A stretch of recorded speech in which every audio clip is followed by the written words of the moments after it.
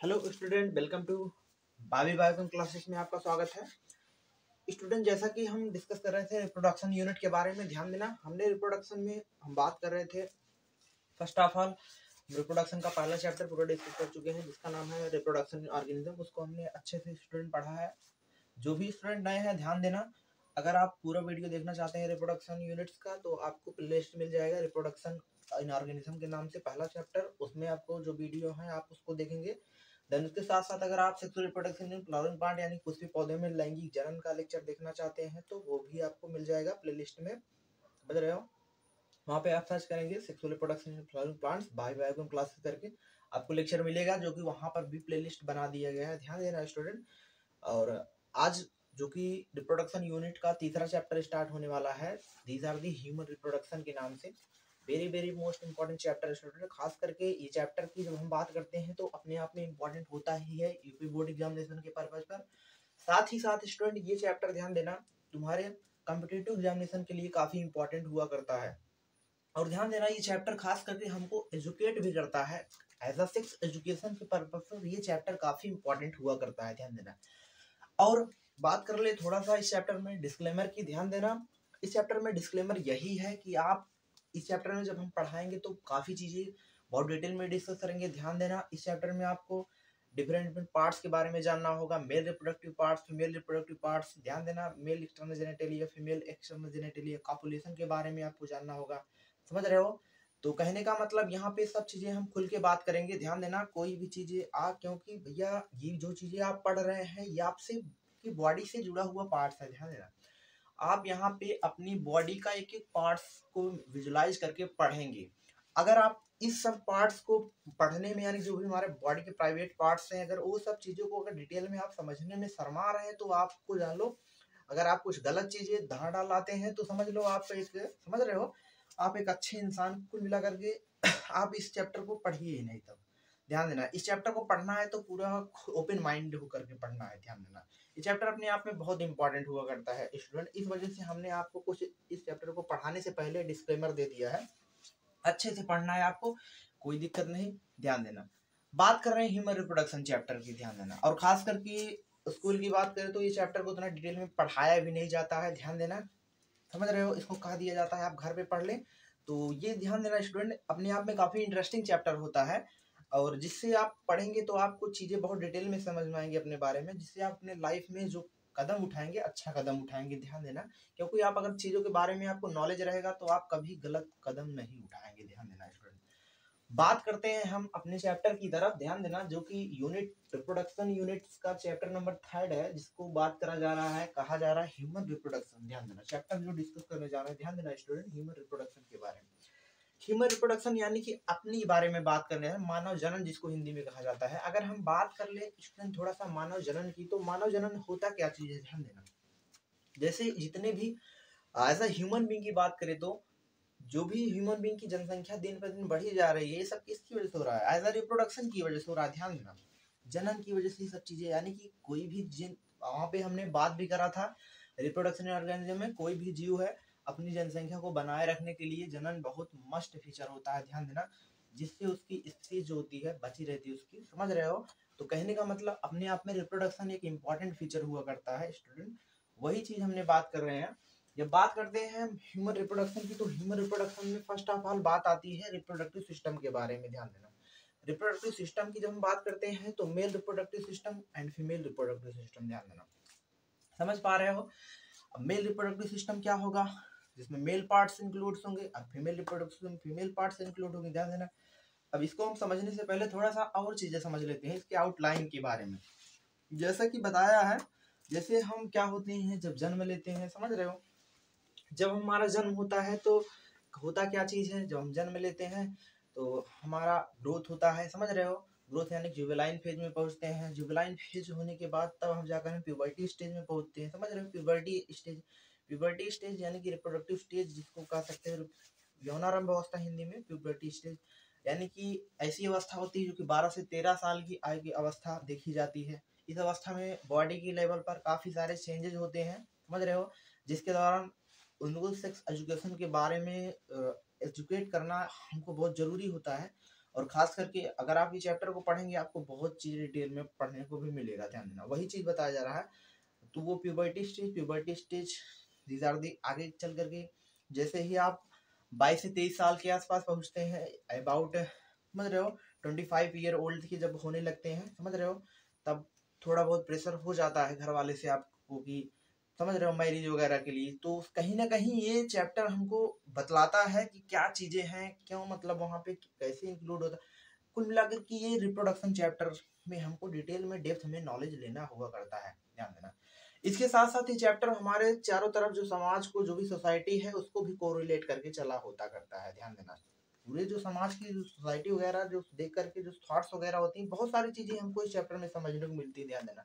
Psychologically pressure आपके दिमाग में जो भी होते हैं वो सब आपको इस चैप्टर पढ़ने से काफी चीजें आपको सॉल्व मिल जाती है, ध्यान देना। वही हम बात करने जा रहे हैं। First of all human reproduction के चैप्टर में स्टूडेंट डिस्कस करने वाले हैं मेल रिप्रोडक्टिव सिस्टम के बारे में, ध्यान देना, जिसको हिंदी में कहा जाता है नर जनन तंत्र के बारे में, ध्यान देना। हिंदी में कहा जाता है नर जनन तंत्र। जब हम अपनी बात करते हैं as a male reproductive system की, ध्यान देना स्टूडेंट, मेल रिप्रोडक्टिव सिस्टम की जब हम बात करते हैं तो मेल रिप्रोडक्टिव सिस्टम के मुख्य रूप से कितने पार्ट्स होते हैं? 3 पार्ट देखे जाते हैं, ध्यान देना। प्राथमिक जननांग जिसको कहा जाता है प्राइमरी सेक्स ऑर्गन, ध्यान देना। देन दूसरा जो होता है सेकेंडरी सेक्स ऑर्गन होता है जिसे कहा जाता है द्वितीयक जनन अंग। देन तीसरा बात करते हैं, ध्यान देना, जिसे कहा जाता है accessory sex organ, accessory for the सहायक जनन अंग, जिसको हिंदी में कहा जा रहा होता है, ध्यान देना। यही सेम चीजें वहां पर भी जब हम पढ़ेंगे, ध्यान देना, फीमेल रिप्रोडक्टिव सिस्टम में, तो वहां पर भी प्राथमिक जनन अंग आएगा, द्वितीयक जनन अंग, जन सहायक जनन अंग पढ़ रहे होंगे, ध्यान देना। यानी जब हम बात करते हैं स्टूडेंट प्राइमरी सेक्स ऑर्गन यानी कि जिसको बोला जा रहा है प्राथमिक जनन अंग, इसकी हम बात करते हैं तो इसमें क्या चीजें इंक्लूड होती हैं, ध्यान देना। बताया जा रहा है the organ where gametogenesis takes place, ध्यान देना। यानी कि प्राइमरी सेक्स ऑर्गन्स के अंतर्गत ऐसे अंग आते हैं जिसमें गैमेटोजेनेसिस की प्रक्रिया देखी जाती है, यानी कि जिसमें गैमेटोजेनेसिस की प्रक्रिया देखी जाएगी, जिसमें युग्मक जनन की प्रक्रिया देखी जाएगी, वो चीजें किसमें आएंगी, ध्यान देना, वो चीजें किसमें आएगी? प्राइमरी सेक्स ऑर्गन में आ रही होती है, यानी कि प्राथमिक जनन अंग में, जहां पे युग्मक जनन की प्रक्रिया देखी जाएगी, यानी कि फॉर्मेशन ऑफ गैमेट, समझ रहे हो, गैमेटोजेनेसिस। और गैमेट जब बात करते हैं मेल गैमेट्स की, तो मेल गैमेट क्या बनता है? शुक्राणु बनता है, यानी शुक्राणु बनने की प्रक्रिया जहां पे देखी जाएगी वही क्या है? तुम्हारा प्राइमरी सेक्स ऑर्गन हुआ करता है, यानी प्राथमिक जनन अंग हुआ करता है। वो क्या नाम है उसका? टेस्टिस है, ध्यान देना, टेस्टिस, जिसको बिसड़ भी कहते हैं हिंदी में, ध्यान देना। ये क्या रहा? प्राइमरी सेक्स ऑर्गन की कहानी हुआ करती है। आगे हम बात करते हैं स्टूडेंट सेकेंडरी सेक्स ऑर्गन के बारे में। सेकेंडरी सेक्स ऑर्गन में कहा जा रहा है it is consist of ducts, याद रखना, जिसमें बहुत सारी डक्ट्स वगैरह पाई जाती हैं, जिसमें बहुत सारी नलियां देखी जाती हैं, वो सब सेकेंडरी सेक्स ऑर्गन के अंतर्गत आती हैं। जैसे बात करें डक्ट्स ओवरआर पाइप जिसको कह देते हैं, विच हेल्प इन, इसका मदद क्या करता है? ये मदद किसमें करते हैं? Which help in transports of the gametes, ध्यान देना, ये गैमेट्स को ट्रांसपोर्ट करते हैं आउटसाइड द बॉडी, यानी कि गैमेट को ट्रांसपोर्ट करते हैं आउटसाइड द बॉडी। बॉडी के आउटसाइड जो गैमेट को ट्रांसपोर्ट करने का जो काम करते हैं, एक स्थान दूसरे स्थान तक जो गैमेट ट्रांसपोर्ट करते हैं, समझ रहे हो, स्थानांतरित होते हैं, वो काम कौन करता है? डक्ट्स कर रहे होते हैं। डक्ट यानी कि जिसको पाइप के नाम से जाना जा रहा है। डक्ट्स हमारे रिप्रोडक्टिव सिस्टम में, मेल रिप्रोडक्टिव सिस्टम में बात कर रहे हैं तो काफी सारे डक्ट्स पाए जाते हैं, ध्यान देना। जैसे यहाँ पे लिखा गया है कुछ डक्ट्स के बारे में, जैसे वास डिफरेंसिया हो गया, जिसको वास डिफरेंसिस भी कहते हैं, ध्यान देना। आगे इसको एक होता है वास एफ्रेंसिया ना, वास डिफरेंसिया। ये सब तुम्हारे जो होते हैं डक्ट हुआ करते हैं, और ये सब किसमें आते हैं? सेकेंडरी सेक्स ऑर्गन में आ रहे होते हैं, ध्यान देना। आगे बात करते हैं सेकेंडरी सेक्स ऑर्गन के बाद, जिसका नाम है accessory sex organ. Accessory sex organ का मतलब सहायक जनन अंग, जैसा कि शब्द से क्लियर है, सहायक जनन अंग यानी कि ऐसा जनन अंग जो, कहने का मतलब रिप्रोडक्शन की प्रक्रिया में इन्वॉल्व है, जो सहायता कर रहा है, कुछ मीडियम प्रोवाइड कर रहा है, जिसको सहायक जनन अंग कहा जा रहा है। बात करें इसके अंतर्गत, ध्यान देना, बहुत सारी ग्लैंड इंक्लूड होती है। It is consist of glands, जिसके अंतर्गत ग्लैंड इंक्लूड होती है। ये ग्लैंड्स करते क्या है? Which provide to nutrition the gamete, यानी कि गैमेट को पोषण प्रदान करती है। कौन? Accessory sex organ. जो सहायक जनन अंग होते हैं वो गैमेट को क्या करते हैं? न्यूट्रिशन प्रदान करते हैं, विच प्रोवाइड टू न्यूट्रिशन। यहाँ पे लिखा गया है which provide to nutrition the gamete, gamete को न्यूट्रिशन प्रोवाइड करते हैं। जैसे जो ग्लैंड्स हैं, कौन कौन सी ग्लैंड पाई जा रही हैं? प्रोस्टेट ग्लैंड होती है, ध्यान देना, प्रोस्टेट ग्लैंड्स। देन यहाँ पे बताया जा रहा है seminal vesicle, these are the most important glands. Then होता है बल्बोरेथ्रल ग्लैंड। ध्यान देना ये सब तुम्हारे जो ग्लैंड्स है ये सब किसके अंतर्गत आ रहे होते हैं, एक्सेसरी सेक्स ऑर्गन के अंतर्गत। ध्यान देना। अब ये जो चीजें अभी हमने बताया प्राइमरी सेक्स ऑर्गन ध्यान से समझना, एक बार फिर से रिपीट कर लेंगे। प्राइमरी सेक्स ऑर्गन ऐसा सेक्स ऑर्गन है जिसके अंतर्गत गैमेटोजेनेसिस की प्रक्रिया देखी जा रही है, यानी कि टेस्टिस किसमें आ रहा है, प्राइमरी सेक्स ऑर्गन में आ रहा है। देन सेकेंडरी सेक्स ऑर्गन में क्या आ रहा है, यानी जिसमें डक्ट्स और पाइप इंक्लूड होते हैं, जैसे वास डिफरेंशिया ये सब किसमें आए, सेकेंडरी सेक्स ऑर्गन में। देन एक्सेसरी सेक्स ऑर्गन में ऐसे ऑर्गन्स आ रहे हैं, ध्यान देना, कुल मिलाकर के ग्लैंड्स वगैरह इसमें आते हैं एक्सेसरी सेक्स ऑर्गन में, which provides to gametes to nutrition, यानी कि जो गैमेट्स को न्यूट्रिशन प्रोवाइड्स करते हैं। जैसे बात करते हैं इसमें तुम्हारा सेमिनल वेसिकल हुआ करता है, देन प्रोस्टेट ग्लैंड हुआ करता है। ये तुम्हारा क्या है, एक सिंपल रिव्यू है, समझ रहे हो। अब ये चीज जो यहाँ पे बताया जा रहा है प्राइमरी सेकेंडरी एक्सेसरी के फॉर्म में, इसको हमने डायग्राम के थ्रू डिटेल में समझने का प्रयास किया। ध्यान देना यहाँ पे ये जो चीजें हैं यहाँ पे डायग्राम के थ्रू ध्यान देना बताया गया है, बहुत डिटेल में डायग्राम, बहुत डीप डायग्राम है। अगर इस डायग्राम को आप समझ जाते हैं तो ये चीजें आपको एकदम आसान हो जाएंगी, मेल रिप्रोडक्टिव सिस्टम आपके कब्जे में हो जाएगा। ध्यान देना जब आप इस डायग्राम को डिटेल में समझते हैं तब ध्यान देना, सिंपल डायग्राम है, कुछ नहीं करना है, केवल डिटेल में देखना है। ध्यान देना ये जो डायग्राम आपको दिख रहा है, ध्यान देना ये जो डायग्राम दिख रहा है ये एनसीईआरटी बुक्स का डायग्राम है। देन ये जो डायग्राम दिख रहा है ध्यान देना उसी से मिलजुल करके डायग्राम मिलता जुलता है। ध्यान देना एक सिंप्लीफाइड डायग्राम बनाया गया है और इस डायग्राम में बहुत ही क्लियरली मैग्निफिकेशन दिया है, सब चीजें एकदम क्लियर दी गई है, ध्यान से समझना। इसमें देखो इस तरीके से जो आउटर मार्जिन की तरीके से बनाया गया है, ध्यान देना इस तरीके से जो बनाया गया है इसमें, ये क्या है बाहर की तरफ, these are the sac like structure. इसको समझने से पहले एक चीज और समझ लेते हैं, जब बात करते हैं मेल रिप्रोडक्टिव सिस्टम की, मेल रिप्रोडक्टिव सिस्टम वगैरह कहाँ पे इंक्लूड है, पेल्विक रीजन में पाई जाती है, ये चीजें जानते रहेंगे। और मेल रिप्रोडक्टिव सिस्टम हमेशा क्या होता है, आउटसाइड एब्डोमेन, यानी कि बाहर होता है, ध्यान देना, समझ रहे हो। और ये जो टेस्टिस वगैरह होते हैं बाहर देखे जाते हैं, यानी कि कुल मिलाकर के ये चीजें बाहर होती हैं टेस्टिस, जब टेस्टिस की बात करते हैं। अभी हम आगे टेस्टिस के बारे में, स्क्रूटम के बारे में, समझ रहे हो, वास डिफरेंशिया, बहुत सारी जो चीजें हैं उसके बारे में डिटेल में नॉलेज लेने का प्रयास करेंगे। पहले सब स्ट्रक्चर वगैरह समझ ले तब ध्यान देना। अब देखो बाहर मेल रिप्रोडक्टिव सिस्टम में टेस्टिस पाया जा रहा है, बाहर पेनिस ही है। और ध्यान देना बाहर स्क्रूटम में क्या होता है, उस तरीके से स्क्रूटम यानी कि सैक जैसी रचना होती है, थैली जैसी रचना होती है, उसी में तुम्हारा थैली के अंदर क्या होता है, टेस्टिस पाए जाते हैं। ध्यान देना थैली के अंदर क्या पाए जाते हैं, टेस्टिकल्स पाए जाते हैं। इसके लिए थोड़ा सा हम यहाँ पे एक सरल सा चित्र बनाते हैं।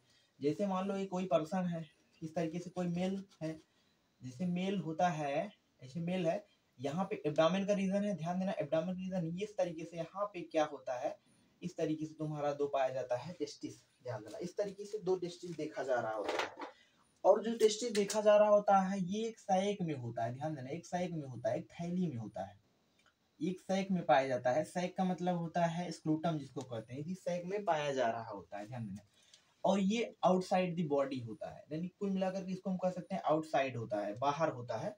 बाहर क्यों होता है, कारण क्या है ये भी जान लेंगे। और एक चीज इसमें खास बात क्या होती है, ये बॉडी से 2 से लगभग 2.5, ध्यान देना 2 to 2.5 लगभग इसका टेम्परेचर क्या होता है, कम होता है लगभग, ध्यान समझना, लगभग 2 से 2.5 डिग्री सेल्सियस टेम्परेचर क्या होता है, कम होता है देन बॉडी टेम्परेचर, यानी नॉर्मल बॉडी के टेम्परेचर से इतना टेम्परेचर इसका कम होता है। जैसे बॉडी का टेम्परेचर 37 डिग्री सेल्सियस होगा, बट इसका डिग्री से इसका टेम्परेचर जो होगा बॉडी से 2 से 2.5 डिग्री सेल्सियस क्या होगा, कम होगा। याद रखेंगे, इंपॉर्टेंट लाइन है। क्यों कम होता है, उसका कारण क्या है, रीजन क्या है। अगर कम ना होता तो, ध्यान देना, अगर कम ना होता तो इतनी सारी जनसंख्या भी नहीं होती। ध्यान देना स्पर्म बन ही नहीं पाता, स्पर्म को बनने के लिए, समझ रहे हो, प्रॉपर वे में शुक्राणु को बनने के लिए उसको टेम्परेचर कम चाहिए होता है, जो कि कहाँ पे होता है, आउटसाइड द बॉडी, समझ रहे हो, वो बाहर की तरफ स्थित होता है। और खास करके उसको टेम्परेचर भी हमारी बॉडी से तुलना में कम, लगभग 2 से 2.5 डिग्री सेल्सियस। याद रखेंगे, इंपॉर्टेंट लाइन है। आगे इसके बारे में हम बहुत डिटेल में डिस्कस करने वाले हैं, एक थोड़ा सा आउटलाइन रिव्यू रहा। अब देखो यानी कि बाहर की तरफ इस तरीके से क्या पाया जा रहा है, स्क्रूटम पाया जा रहा है, स्क्रूटम इस तरीके से हमने यहाँ पे स्क्रूटम दिखाया है। यहाँ पे देखेंगे इस तरीके से क्या दिखाया है, स्क्रूटम दिखाया है, एक थैली जैसी संरचना जिसको बोला जा रहा है, these are the sac like structure जिसको स्क्रूटम कहा जाता है। इसी स्क्रूटम के अंदर क्या पाया जाता है, टेस्टिस पाया जाता है, ध्यान देना। इसी स्क्रूटम के अंदर क्या पाया जा रहा है, टेस्टिस पाया जा रहा है, ध्यान देना। जो टेस्टिस है इसी स्क्रूटम के अंदर पाया जा रहा है, यहाँ पे इस तरीके से, यहाँ पे इस तरीके से देखा जा रहा है क्या है तुम्हारा, बीच में टेस्टिस हुआ करता है, ध्यान देना। ये क्या है तुम्हारा, टेस्टिस है, यानी कि ये जो है यहाँ पे जो देख रहे हो ये क्या है तुम्हारा, टेस्टिस हुआ करता है, दीज आर दी टेस्टिस, ये क्या है, टेस्टिस है। अब देखो टेस्टिस के बाहर की तरफ, पहले तो हमने स्क्रूटम देख रहे थे, बाहर से देख रहे हैं, ध्यान देना, बाहर से तो स्क्रूटम है। अब इसके बाद यहाँ पे जो बनाया गया है इस टाइप से, ये क्या है, मसल्स है, जो कि डायोटोस मसल्स बताया जा रहा है, these are the dartos muscles, most important muscles, ये there are the most important muscles which are help in ascending and descending of the testis, ध्यान देना। ये टेस्टिस के असेंडिंग और डिसेंडिंग में हेल्प करती है, यानी कि उसके मूवमेंट्स में कुल मिलाकर के मदद करती है, ध्यान देना। याद रखेंगे डायोटोस मसल्स इंपॉर्टेंट रोल की करती है ascending and descending of testis ना, यानी कि टेस्टिस के असेंडिंग और डिसेंडिंग होने में मदद करती है, उसके मूवमेंट में कुल मिलाकर के मदद कर रही होती है। आगे देखो, आगे की कहानी कुछ इस प्रकार से है, ध्यान देना। यहाँ पे इस टेस्टिस के अंदर, इस टेस्टिस के अंदर यहाँ पे जो दिखाया जा रहा है सर्कल में, ये क्या है तुम्हारा, टेस्टिस है। इस टेस्टिस के अंदर की चीजें के बारे में हम डिटेल में समझने का प्रयास करेंगे, तो जूम करके देखना, बहुत डिटेल में दिखेगा तुमको। यहाँ पे इस तरीके से जो बताया गया है, ध्यान देना, यहाँ पे जो इस तरीके से बताया जा रहा है, ये तुम्हारी क्या है, बहुत सारी सेमिनिफेरस ट्यूब्यूल जाकर के मिल रहे हैं, ध्यान देना। ये बहुत सारी जो है सेमिनिफेरस ट्यूब्यूल है, क्या है, सेमिनिफेरस ट्यूब्यूल है, जो कि एक स्थान पे जाके मिल रही होती है बीच में। यहाँ पे बताया जा रहा है ये क्या है, यही क्या है, सेमिनिफेरस ट्यूब्यूल है। अब सेमिनिफेरस ट्यूब्यूल एक स्थान पे जाके मिल रहे हैं, जिसको रेटी टेस्टिस नाम दे रहे हैं, ध्यान देना। क्या नाम दे रहे हैं, रेटी टेस्टिस। बहुत सारी सेमिनिफेरस ट्यूब्यूल्स आपस में जाकर के गुच्छे जैसे, यानी कि बीच में जाकर के मिल गई, बीच में जाकर मिल गई, जिसको हमने रेटी टेस्टिस नाम दिया। उसके साथ साथ यहाँ पे जो ब्लैक कलर के दिखाए हैं, जैसे तुम्हारी जर्म सेल होती है, ध्यान देना, germ cell, these are the spermatogonia cell वगैरह पाई जाती है, उसके अंदर ध्यान देना सर्टोलाई सेल्स वगैरह होती हैं। उसके बारे में अभी हम डिस्कस नहीं कर रहे हैं, अभी नॉर्मल स्ट्रक्चर के बारे में बात कर रहे हैं, ध्यान से समझना स्टूडेंट।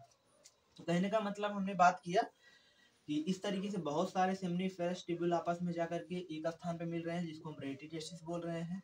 आगे चल करके एक नली इस तरीके से डक्ट जा रही है, जिसको हम वास एफरेंसिया कह रहे हैं। वही वास एफरेंसिया आगे होने के बाद होता क्या है, ये बहुत तरीके से गुच्छे जैसी संरचना बना लेते हैं, इस तरीके से ये गुच्छे जैसी संरचना बना ले रही है, ध्यान देना, गुच्छे जैसी संरचना में तब्दील हो जा रही है, जिसका नाम क्या होता है, एपिडिडाइमस हुआ करता है। क्या हुआ करता है, एपिडिडाइमस हुआ करता है।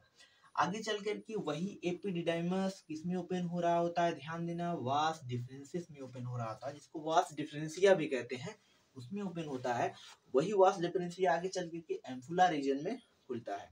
एम्फुला रीजन जो कि स्पर्म यानी कि जो शुक्राणु वगैरह जाते हैं आगे की तरफ, वहां पे आराम करते हैं, ध्यान देना, एम्फुला वाले रीजन में, जिसको एम्फुला रीजन कहा जा रहा है, समझ रहे हो। क्योंकि शुक्राणु बेचारे इतने दूरी तय करते हैं, तय करने के लिए उनको भी आराम चाहिए, तो वहां पे अपना आराम वगैरह कर लेते हैं, ध्यान देना। आगे की तरफ जो दिखाई दे रहा है तुम्हारा, ये सब ग्लैंड्स वगैरह पाई जाती हैं, जो कि एक्सेसरी सेक्स ऑर्गन के अंतर्गत हम पढ़ते हैं। यहाँ पे जो दिख रहा है, these are the seminal vesicle है। उसके बाद आगे की तरफ यहाँ पे इस तरीके से सेमिनल वेसिकल हमने देखा। यहाँ पे देख रहे हैं प्रोस्टेट ग्लैंड, क्या है स्टूडेंट, प्रोस्टेट ग्लैंड हुआ करती है, प्रोस्टेट ग्लैंड। आगे जो देख रहे हैं कॉपस ग्लैंड, जिसको हम कॉपस ग्लैंड को हम बल्बो यूरेथ्रल ग्लैंड भी कहते हैं, ध्यान देना, बल्बो यूरेथ्रल ग्लैंड भी कहते हैं। और वही आगे चलकर इसमें ओपन हो रहा है, ध्यान देना, पेनिस, देन पेनिस बताए गए हैं, पेनिस आगे चलकर ग्लांस पेनिस, ध्यान देना, ग्लांस पेनिस। ग्लांस पेनिस सबसे बाहर जो होता है, जिसको कहा जाता है प्रीप्यूस ओवरर फोर स्किन, इंपॉर्टेंट है, प्रीप्यूस ओवरर फोर स्किन कहा जा रहा है।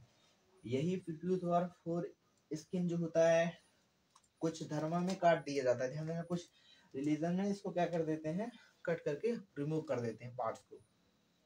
जैसे एज अ मुस्लिम में बात करें, इसको एज अ बाहर की तरफ जो यानी कि प्रीप्यूज जिसको फोर स्किन बोल रहे हैं, इसको कट करके रिमूव कर देते हैं, सिंपल सा प्रोसेस होता है, ध्यान देना। तो ये एक नॉर्मल स्ट्रक्चर हुआ करता है मेल रिप्रोडक्टिव सिस्टम का, ध्यान समझना स्टूडेंट, एक सिंपल सा डायग्रामेटिकली व्यू है। आप इसको डिटेल में देखेंगे, आपको बहुत मैग्नीफाइड स्ट्रक्चर आपको दिखा होगा, ध्यान देना।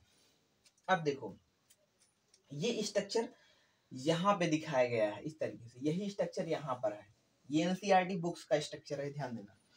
अब इसमें क्या क्या चीजें हैं, सिंपल वाई डायग्राम ये भी है, ध्यान से समझना, सिंपल वाई डायग्राम ये भी है, थोड़ा सा चेंजेस है बस। इसमें सभी आपको डक्ट मिल जा रहे हैं, जितनी भी नलियां हैं एक क्रम में दिखाई दे रही है, ध्यान देना। कंपटीशन में डक्ट्स के बेसिस पर काफी सारा क्वेश्चन आता है, ध्यान देना, जो कि आप इस डायग्राम से बहुत सारा क्वेश्चन सॉल्व भी कर सकते हो, समझ रहे हो। तो कहने का मतलब, और ये जो डायग्राम है इतना सारा डक्ट इसमें नहीं दिखाया गया है, जैसे इसमें डायग्नोस मसल्स वगैरह नहीं दिखाया जा रहा है, समझ रहे हो। बहुत सिंपलीफाइड डायग्राम और एनसीईआरटी बुक्स का डायग्राम है, और एनसीईआरटी बुक्स का डायग्राम बहुत इंपॉर्टेंट होता है, इसको भी साथ के साथ हम निपटाते हैं, है क्या। ये तो टेस्टिस है, पहले से हम जान रखे हैं, दीज आर द टेस्टिस। और टेस्टिस के बाद आगे चल करके टेस्टिस जो है यहाँ पे इस तरीके से, इधर भी देख रहे हैं टेस्टिस, इधर टेस्टिस को हमने इस तरीके से टीएस सेक्शन काट करके दिखा रहे हैं, इसका हम ट्रांसफर सेक्शन काटे हैं, और जो टेस्टिस काटे हैं इस तरीके से, इसके अंदर बहुत सारे क्या दिखाई दे रहे हैं, टेस्टिकुलर लॉब्यूल दिखाई दे रहे हैं, ध्यान देना, टेस्टिकुलर लॉब्यूल दिखाई दे रहे हैं ना। अब टेस्टिकुलर लॉब्यूल्स इस तरीके से, टेस्टिकुलर लॉब्यूल्स आगे चल करके, जिसमें टेस्टिकुलर लॉब्यूल में पता होगा क्या क्या चीजें पाई जा रही है, ध्यान देना, क्या क्या चीजें पाई जा रही है, सेमिनिफेरस ट्यूब्यूल पाई जा रही है, समझ रहे हो, सेमिनिफेरस ट्यूब्यूल। और सेमिनिफेरस ट्यूब्यूल में जर्म सेल वगैरह पाई जाएंगी, उसमें सर्टोलाई सेल होगी, स्पर्मेटोगोनिया सेल्स वगैरह पाई जाएंगी, ध्यान देना, आगे हम बात करेंगे बहुत डिटेल में। तो कहने का मतलब टेस्टिकुलर लॉब्यूल्स इस तरीके से होंगे। टेस्टिकुलर लॉब्यूल्स आगे चलकर एक गुच्छे जैसी रचना एक बीच में मिल रहे हैं, जिसको हम बोल रहे हैं रेटी टेस्टिस। क्या बोल रहे हैं, रेटी टेस्टिस बोल रहे हैं, रेटी टेस्टिस। वही रेटी टेस्टिस आगे चलकर इसमें ओपन होती है, वास डिफरेंशिया में ओपन होती है, वहां पे हमने बात किया है।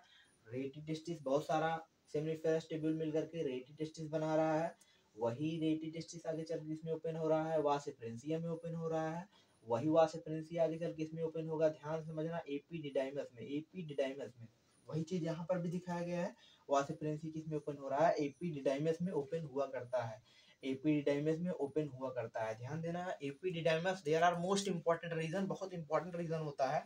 एपीडिडाइमस के बारे में कहानी समझ लेंगे, ये स्टोरेज स्टोरेज होता है, that is a storage house को मिला मान सकते हैं स्पर्म का, ये स्पर्म को स्टोर करके रखता है।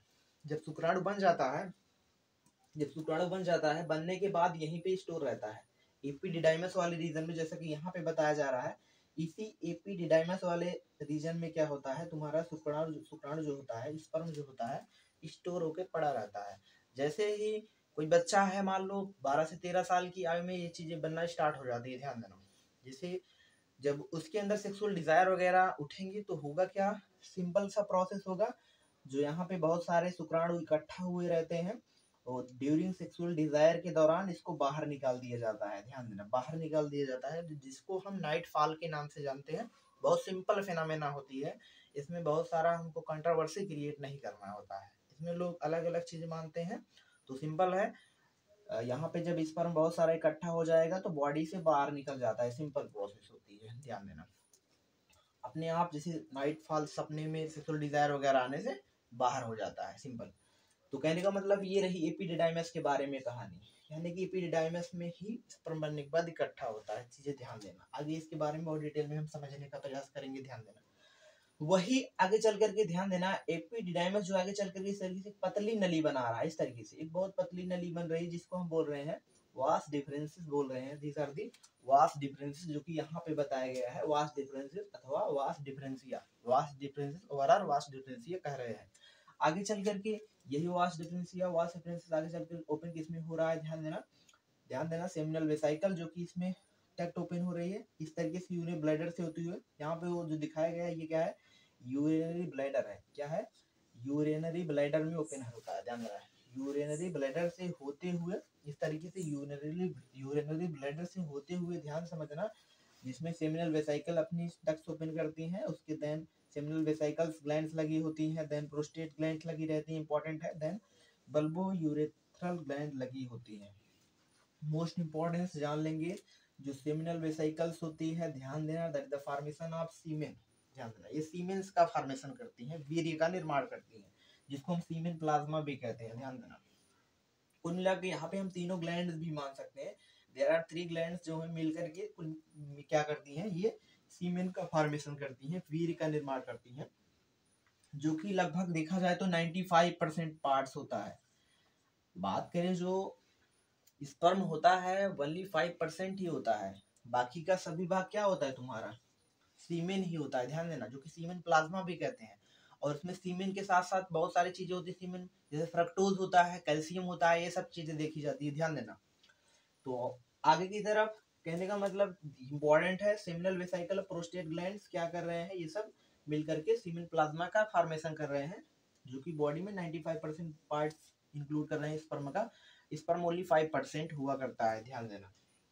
अब देखो आगे की कहानी कुछ इस प्रकार से, यही आगे चल के इसमें ओपन हो रहा है, यूरेथ्रा में ओपन हो रहा है। किसमें ओपन हो रहा है, यूरेथ्रा में।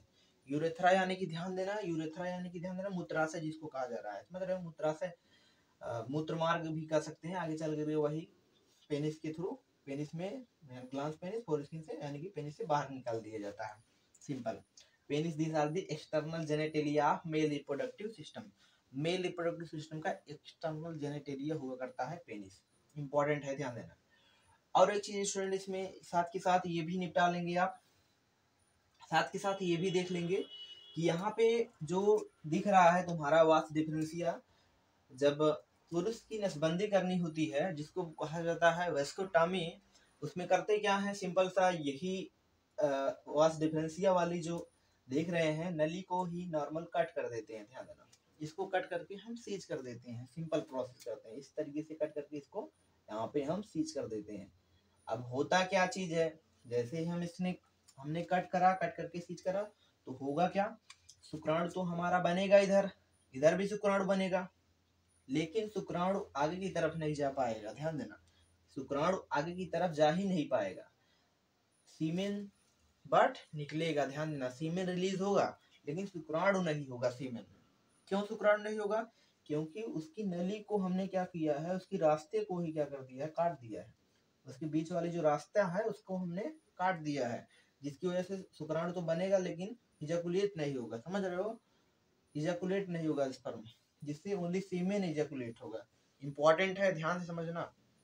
कुछ लोग सोचते हैं नसबंदी होने के बाद कुछ नहीं इजैकुलेट होगा, तो सीमेन इजैकुलेट होगा, क्या नहीं, केवल उसमें रहेगा, शुक्राणु नहीं होगा, बस ध्यान से समझना। ये चीजें आपको आई होप चीजें क्लियर समझ में आई होंगी। और यहाँ पे ध्यान देना, ये सब क्या है, फोरस्किन है, जो कि अभी मैंने बताया भी, ये क्या है, ग्लांस पेनिस हुआ करती है, सिंपल।